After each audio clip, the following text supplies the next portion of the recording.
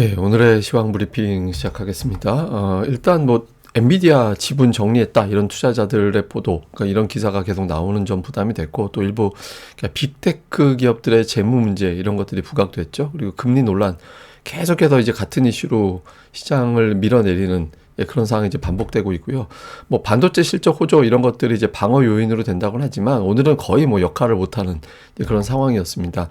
외국인들 기관이 동반해서 많이 팔았고요. 특히 전기전자 업종 매도 규모가 크게 나오면서 지수가 장중에 이제 낙폭을 줄이기가 좀 어려운 그런 환경이 만들어졌고, 업종 내에서 일부 종목, 그러니까 뭐 엔터나 조선 업종 내에서 일부 종목이 올라가긴 했는데, 어쨌든 전체적으로 하락 종목이 엄청나게 많았던 날이라서 오늘 뭐 업종 전체가 올라간 거 케이스는 거의 없었던 그런 날이었습니다. 근데 오늘 아시아 증시가 다 빠졌어요.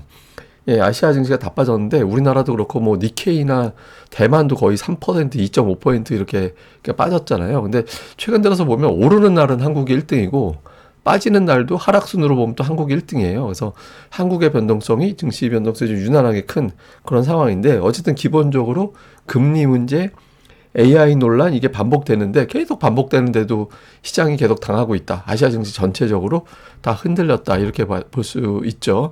코스피 같은 경우는 특히 오늘 21선에서 저 멀찌감치 떨어지는 그런 모습을 보였는데, 이게 3,900하고 4,200 박스권이라고. 그러니까 지금 11월 장세의 특징이 별의별 호재성 기대감도 만들고, 뭐 월요일마다 계속 올라갔잖아요. 큰 폭으로. 근데 그러면서도 4,200은 못 넘어가고 별의별 악재가 다 나오는데 아래쪽으로는 3,900 아래로는 또 안 내려가고, 그러니까 이런 현상이 나오거든요. 근데 오늘 같은 경우는 사실 저렇게까지 빠질 정도는 아닌데 오전에 한번 밀어내고 이제 반등 시도하려고 몇 번 이제 끄적끄적거렸잖아요. 그러니까 4,000포인트 부근에서 버티는 움직임이 나왔다가 그러니까 12시 넘어가면서부터 갑자기 뚝 떨어졌죠. 근데 저 근처 시간대에서 나온 뉴스라고는 이거 정도였어요. 그 한국은행 총재가 이제 BBC하고 인터뷰하는 과정에서 관세 문제가 하반기부터 큰 영향을 줄 거다 올해. 그러니까 뭐 근데 이게 사실 원론적인 얘기한 거거든요. 제가 보기에는 인터뷰에 그렇게 문제가 있었나 싶긴 한데, 뭐 이게 이제 과민태 협상이 끝났기 때문에 뭐 불확실성이 제거가 됐고 우리나라 뭐 AI의 경쟁력 뭐 이런 것도 쭉 나름대로는 굉장히 뭐 비교적 무난했던 인터뷰였는데, 어쨌든 문구 자체가 하반기부터 관세 큰 영향을 받는다 이래 버리니까 이제 우리 경제가 근데 지금 뭐 하반기라고 해봐야 지금까지 반영 안 됐다가 나머지 2달 동안 드라마틱하게 뭔 일이 생길 거는 아니잖아요. 근데 어쨌든 저런 식의 어떤 워딩 이런 것들 또 많이 확대 해석해서 나오다 보니까 이제 오후 들어서 저 뉴스 나온 시간대하고 지수 더 밀린 시간대하고 비슷했거든요. 그래서 어쨌든 뭐 이런저런 어떤 스토리가 더해지면서 시장이 좀 악재에 민감해 있거나 어쨌든 좀 툭하면 밀어내리는 그런 상황이 이제 반복적으로 나타나고 있습니다. 코스닥 같은 경우는 최근 들어서 저 꼬리 달았던 자리에서 그 저 부근을 넉넉하게 움직이지 못하고 있거든요. 이게 지금 양시장이 다 고민이 되는 건데, 지난번에 급락 나왔을 때 꼬리 길게 달리고 저게 곧 저점이 되려면 이틀 안에 큰 상승이 나오면 되고, 그 큰 상승이 나오면 이제 그때는 그게 그 자리가 저점이 된다. 웬만하면 그 말씀을 드린 적이 있었잖아요. 그러니까 사실 저 저점 근처로 내려가면 안 돼요, 지금. 근데 내려왔다라는 게 하나가 있고, 또 하나는 오늘 심각하게 저 꼬리 밑 근처까지 내려갔었거든요. 이게 어떤 의미냐면 제가 보기에는 신용 물량 일부 나온 것 같아요.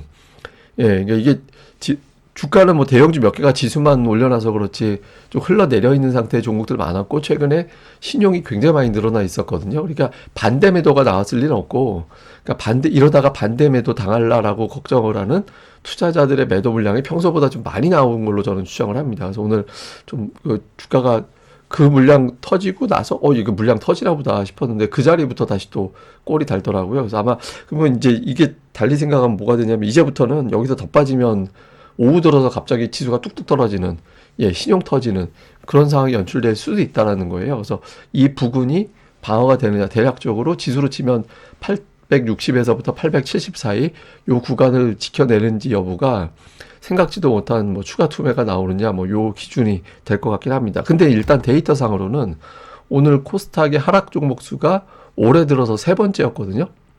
장중에 2번째까지 갔죠. 1,500개 이상까지 나오면서. 근데 3번째가 됐는데, 어쨌든 올해 코스닥 하락 종목 수 순위 10위. 이때 기록을 쭉 봤더니 이게 1,300개 이상 하락 종목 수 나온 거면 거의 투매 나온 거예요. 거의. 근데 그러고 난 다음 날 대부분 올랐습니다. 그러니까 탑10 중에서 이제 다음날 이번 거는 모르는 거고 이전 거 9개를 봤더니 하나 빼고는 다 올랐어요. 예, 한 번 빼고는 다 올라가서 이 흐름대로라면 일단은 다음날 플러스로 돌려 세울 가능성이 높죠. 이게 상승폭도 제법 됐어요. 그러니까 전부 다 1% 이상 올라갔거든요. 근데 이게 이제 제가 뭐 계속 이런 데이터 말씀드릴 때 제가 전제로 말씀드리는 게 있죠. 이대로 된다라는 관점보다 이대로 안 되면은 이거 뭔가 되게 센 매도가 있는 거다. 그런 거를 같이 생각을 해둬야 됩니다. 그러니까 이제 일단 확률적으로는 플러스 날 확률이 높은 건데 이제 그거를 깰 정도라면은 상당히 좀 센 매도가 존재하는 거다. 이것도 이제 생각을 해줘야 될 것 같고. 그리고 어쨌든 오늘 뭐 시장의 이슈는 엔비디아 이슈가 컸어요. 그러니까 이제 피터 틸이라는 사람이 이제 엔비디아 지분을 팔았다. 근데 이 피터 틸이 누구냐? 그러니까 팔란티어 페이팔 공동 창업자다. 근데 이 사람이 팔란티어 창업을 했기 때문에 AI에 대한 어떤 지식 이런 것들이 어느 정도 있는 사람이잖아요. 근데 이 사람이 지분 전부 다 팔았다. 그리고 이제 AI 관련된 전력주로 분류가 되는 비스트라도 전부 다 정리했다라고 알려졌거든요.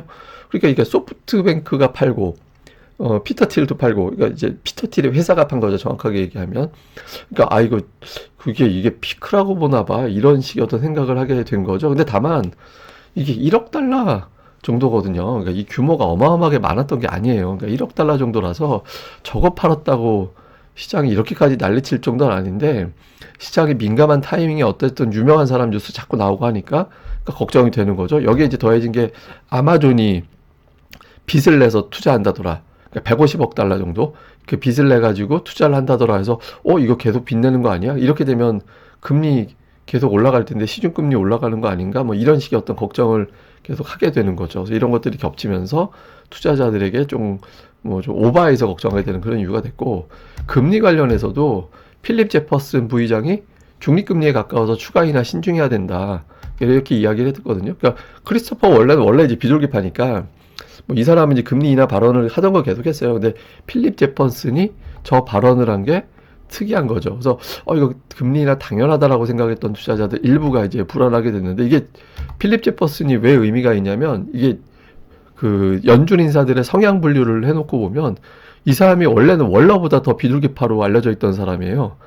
예, 근데 지금은 월러보다 약간 매파적인 발언을 한 거죠. 이게 정확하게 얘기하면 중립인데 워낙 비둘기적인 발언을 했던 사람이라서 이 사람마저 이렇게 된 거죠. 그러니까 이번 최근 들어서 좀 비둘기적인 인사 중에 중립 발언으로 돌아서는 사람들 많거든요. 라파엘 보스틱이나 메리 데일리나 이런 사람들이 다 비둘기적인 발언을 하는 사람인데 매파는 아니지만 중도로 가서 이제 생각하기에는 이거 뭔가 금리 안 내리나 보다. 근데 이거 제가 한 달 전에 텔레그램 채널로 시황으로 보내드렸던 내용이랑 캡처해서 보내드린 거 있잖아요. JP 모건에서 예상하기를 연준에서 일부러 발언을 세게 할 것 같다.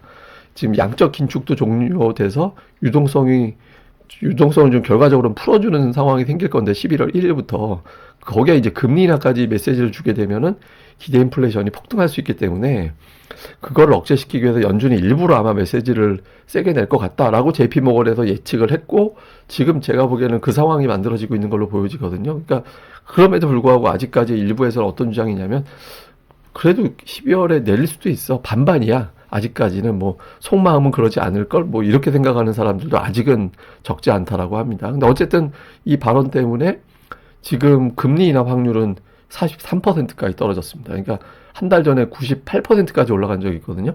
근데 지금 뭐 절반 이하로 떨어졌죠. 그렇게 되면서 금리 인하 할 줄 알고 나는 주식 샀었는데 이런 사람들이 지금 매도하면서 시장이 좀 흔들린 겁니다.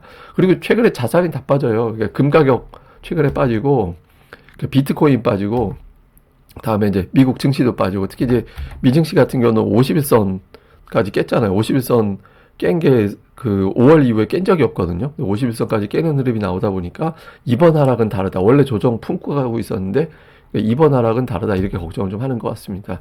자, 특징주는 이제 하이닉스가 오늘 또 6% 빠졌는데 이번 주 이게 시가총액 2위 종목 변동성이 너무 커요. 그러니까 8.5 빠졌다가 8.2 올랐다가 또 6% 빠졌다가, 그럼 이게 이제 어떤 현상을 초래하게 되냐면 시가총액 2위 종목이 저렇게 움직이면 투자자들이 단타만 치게 돼요. 오르락 내리락 저게 얼마나 큰 단타가 돼요. 저렇게 되면 돈은 막 몇십억씩 투자해도 한 방에 충분히 소화가 되니까 다 단타만 치러 다니게 되거든요. 그러니까 증시가 방향성이 안 나오게 되죠. 안정적으로 올라가야 되는데 그게 안 되니까 시장 자체가 이제 특히 파생 쪽도 단기로만 이제 휘둘리게 되는 게 되고, 그리고 제가 아침에 시장이 오후장이 되게 중요한데 오후에 수출주들이 반응하면 좋은 시나리오. 근데 조방원이나 제약주 이런 것들이 오르면 투자자들이 자신감이 좀 떨어진 걸로 봐야 된다. 근데 이제 제약주가 다 올라간 건 아니지만 어쨌든 알테오젠에 매수가 붙었죠. 그리고 일본과 중국 간의 어떤 갈등, 이 과정에서 중국 관광객이 우리나라로 오겠네, 뭐 이렇게 되면서 이제 뭐 중국 관광 관련된 종목군들 이런 게 또 올라가는 모습을 보였고, 반면에 이제 증권주 같은 경우 이번 주에 상법 개정 이슈가 나올 만도 한데, 나올 것도 같은데 근데 빠졌잖아요. 그러니까 투자자들이 뭔가 이제 기다리기보다는 일단은 현금이 또 좋아 이렇게 해서 어제하고 완전히 다르죠. 월요일에 올려놓고 주중에는 변동성 이 패턴이 또 반복되면서 이제 종목들별로는 이제 단기 매매에 집중하는 그런 현상이 좀 확인되는 것 같습니다. 뭐 대형주들은 오늘 뭐 16위까지 중에서 오른 게 없었어요. 16위까지는 이제 뭐 플러스 난 종목은 거의 없었고 1, 2, 3위 낙폭도 제법 커서 이 세 종목이 거의 60포인트 가까이 뺐고요. 코스닥은 오늘 제약바이오도 좀 차이가 있었는데 뭐 ABL은 많이 빠지고 알테오젠은 2% 올라가고 레인보우 로봇은 지금 시간 외에선 플러스고 뭐 이런 이슈들이 있죠. 그래서 어쨌든 코스닥은 대형주들 안에서도 좀 차이가 있는 그런 모습을 보였습니다. 자, 수급은 외국인들 오늘 또 매도를 많이 했는데 제가 이제 최근에 외국인들 매도 설명드리면서 팔던 애들은 계속 팔고 있는 것 같다.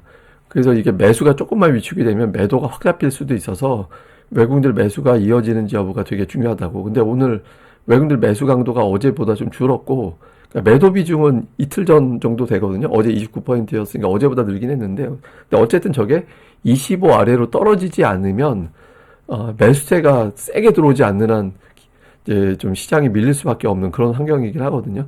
그러니까 지금 외국인들 매도 비중이 축소되는 게 되게 중요합니다. 그래서 이제 25 밑에 일관성 있게 25% 밑으로 좀 내려가줘야 되는데 아직까지 그건 안 나오고 있다. 근데 뭐 이게 강약 조절하고 또 저렇게 놓고 또 대형주 매수하고 이렇게 되고 있어서 오늘 같은 경우도 삼성전자 또 샀거든요. 하이닉스 3,700억 되게 많이 팔았는데 뭐 반도체 그 다음에 이제 뭐 그 포털 기업도 근데 이게 종목별로 엇갈려요. 하이닉스는 팔면서 삼성전자는 사고 카카오는 팔고 네이버는 사고 근데 어쨌든 그 안에서 좀 골라서 좀 가는 그런 형태를 보였죠. 그러니까 삼성전자 매수하고 시가총액 탑10 안에서도 종목들별로 좀 엇갈리는 그런 모습을 좀 보였고요. 기관 같은 경우는 하이닉스, 삼성전자 이게 동반해서 하이닉스가 매도로 나오다 보니까 저렇게 흔들린 거고, 그러니까 매수는 그렇게 업종별 특징은 없었어요. 뭐 조선주 엇갈리는 그런 모습을 좀 보였고, 그다음에 지주회사 쪽이 약간 매수로 관찰이 되는 그런 모습이 좀 있었고요. 코스닥 쪽에서는 외국인들은 뭐 매도는 이제 그러니까 시가총액 상위 종목군들 이런 그러니까 상위 종목이 순위만 바뀌어 있지 매도 쪽에 이제 많이 포진해 있었고, 그러니까 매수는 반도체가 되게 많았습니다. 그러니까 반도체도 물론 매도 쪽에도 있긴 했는데 매수 쪽에 반도체 종목을 떨어지는 걸 좀 받아내는 줍줍하는 그런 형태를 보였고요. 그러니까 기관 같은 경우는 이제 알테오젠하고 파마리서치 이런 대형 이제 제약 바이오 계열의 종목군들을 사고 그 외에는 이제 업종 내에서 좀 골라서 담는 뭐 반도체 이쪽은 팔기도 하고 사기도 하고 이렇게 돼서 업종 내에서 골라 담고 엔터주를 오늘은 좀 담는 그런 모습을 보인 게 이제 특징이었습니다. 자, 뭐 그 엔비디아 월마트 실적 직전이거든요. 그러니까 실적 발표 앞두고 이제 주가 어떻게 되느냐. 이게 실적 되게 잘 나올 것 같은데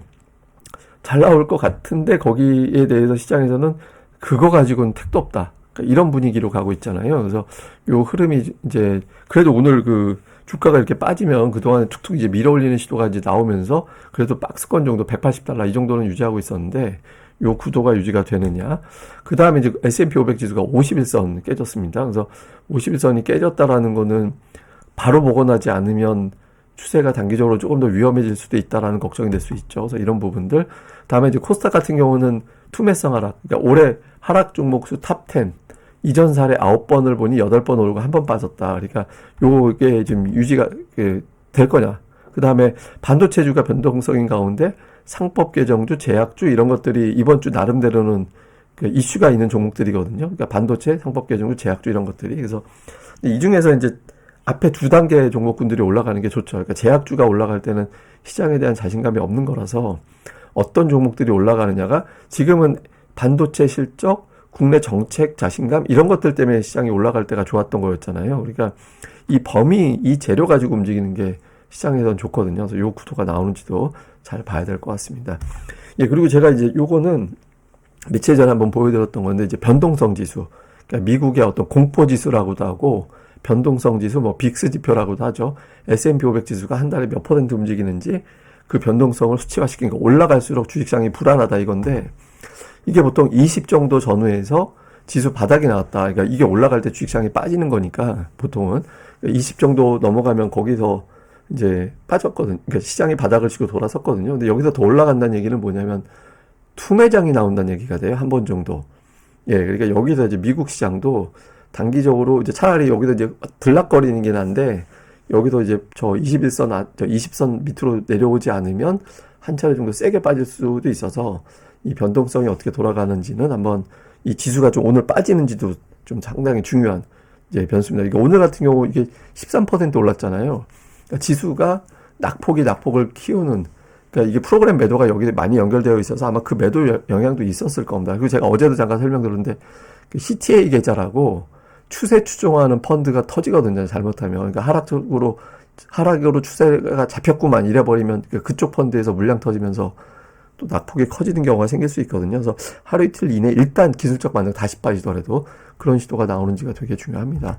사실 뭐 S&P 500 지수가 4월 이후에 이렇게 패턴이 반복되면서도 꾸역꾸역 올라갔다. 근데 이번에는 51선이 깨져서 이전하고는 좀 다르다. 뭐 이 말씀 드리려고 했는데, 다르게 볼 수도 있다라고 했는데, 이건 뭐 내일 아침에 다시 설명드리도록 하겠습니다. 예, 뭐 너무 시장 뭐 막연하게 이제 걱정하지 마시고, 이럴 때가 이 하락 이용해서 이제 아까 제가 기관들 매수한 종목들 쭉 보여드렸잖아요. 그러니까 또 투신, 연기금 이렇게 바꿔가면서 조회하면 좋은 종목들 많이 걸리거든요. 그래서 그런 종목들 좀 줄여놓는, 예, 그런 과정으로 삼는 게 지금 제일 좋을 것 같습니다. 예, 저는 또 다음에 뵙겠습니다. 이 방송 구독하기, 그리고 이제 좋아요 꼭 눌러주시고요. 구독하기 그 10만 되는 날 제가 이벤트 할게요. 그러니까 재밌는 이벤트 할 테니까 꼭 약속 드릴 테니까 그때까지 좀 많이 부탁드립니다. 좋아요 구독하기 좀 꼭 좀 부탁드립니다. 감사합니다.